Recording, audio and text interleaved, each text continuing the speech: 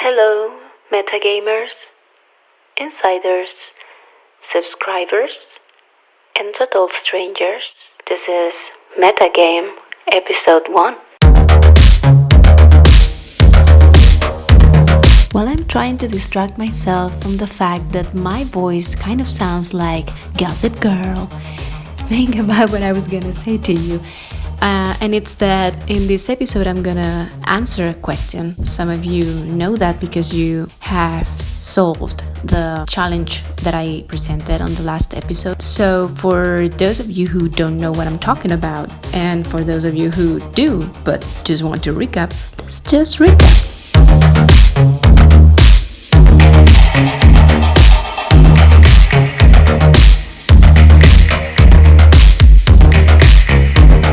Let's pause it right there. Let's go back just right before this. When we're talking about the last episode's challenge, we're talking about this. These are frames that are inserted in the video, and you can navigate these on YouTube by pressing dot to go forward and comma to go backwards, so you can navigate this way. There are gonna be different elements in each video that you can investigate, and that could lead you to different places, maybe portals, maybe parts of the story that you can dive into.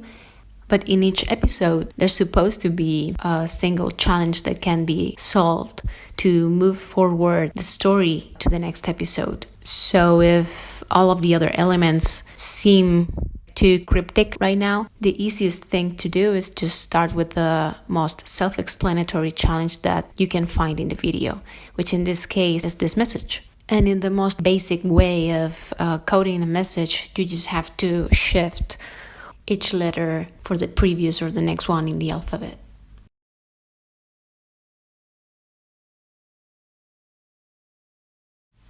In the spirit of spoiling the least possible, what I think I can do is give you my version of what I would do if I had to solve it. So I would think about that as if it were detective work. Let's think for a second that this is a missing person case. We have this scene. In our case, the missing person would be the missing entrance to the game. So if we're presented with this scene, we're going to look at it and ask ourselves what's the information that the scene is giving us. What I would think with this scene is that probably, I might be wrong, but probably this person has been missing not for long. Why? If you see how the grass is here on the left and on the right, and there's only this tiny way in here, it looks like it's very transited by bikes. Most of the time, I would think that. Since the bike is in the middle of the path, I would think that probably someone would have seen this bike and would have reported it. Of course, we can derive some other conclusions. Maybe, I don't know, the bike seems kind of new, so maybe it's a rent bike or it's just a new bike. It could be that too. But it seems like it's not being very used. Although there's not much dust, it seems. It's like it's very humid. But I would think that the bike would get a little bit dirtier. So, I don't know, maybe there's something there. Maybe it's a rent bike, so maybe it's someone that no one's gonna be missing. I don't know. Just speculation, right? But that's fun to think about. So if we're looking at another scene like this one, if this were another missing person scene, what I would think is that, well, probably we all would look under the mattress because we've seen photo rooms and maybe there's a corpse there. But let's assume that we have done that already, and the equivalent would be to look at the website, trying to inspect the code or something like that and try to see if there's something hiding there.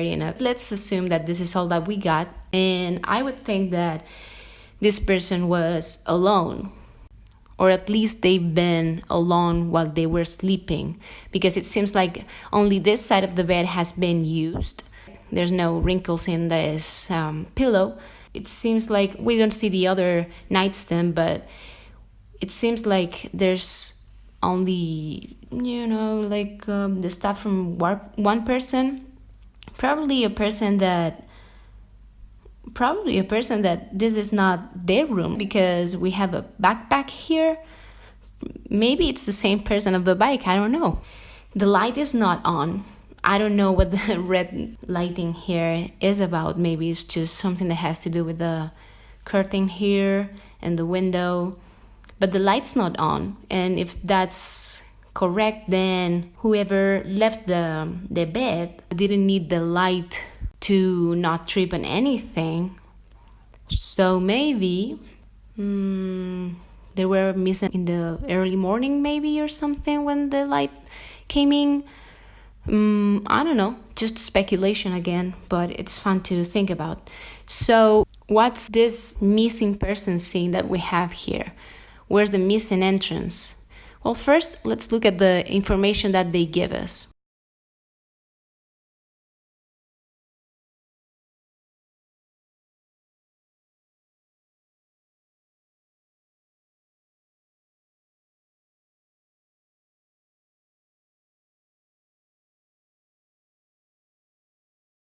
The only thing that we have here is this bike or this bed, which is the poster. And I would do this, enter the game, and we find this. Entrances to the game work like temporary portals. This means they open and close. And you'll never find one here. Well, if I trust what they're telling me, of course, they're giving me a lot of information here. They're telling me that I don't have to waste my time looking at the technological aspect of this place. Obviously, I would click on everything, right? Because this is the bed of 4 rooms. But since the last episode said that the game has been open since 2017 at least, and the website has only launched this year, I would think that the portal is accessible just by working with the poster, which was posted in 2017.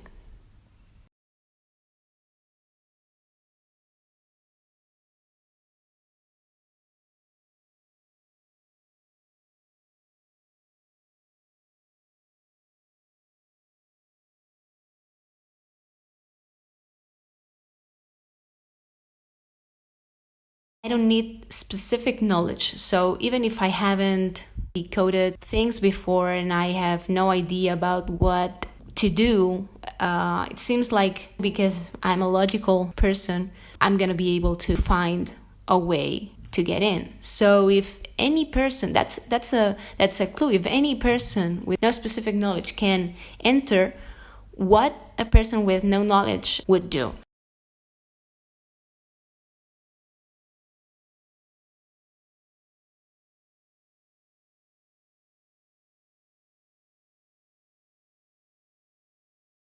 So do you want to keep trying, even if that means never knowing the answer? Or do you want to know everything, even if that means the portal closes for new participants? Then you know what to do. XOXO, Gossip Girl.